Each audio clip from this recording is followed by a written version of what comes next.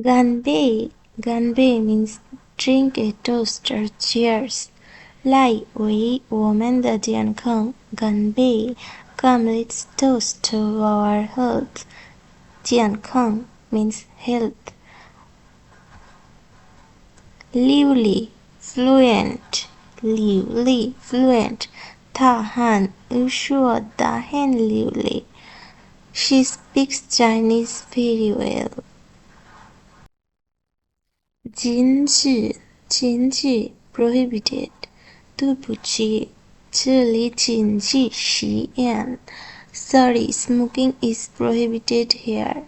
对不起 Sorry, 这里禁止吸烟 Smoking is prohibited here. 毕业了，他们很激动 They have graduated. They are very excited. 激动 excited. 毕业了 graduated. She is means washing machine. 她的洗衣机好像出问题了。好像 seems like 问题 problem. 她的洗衣机好像出问题了。His washing machine seems to have a problem.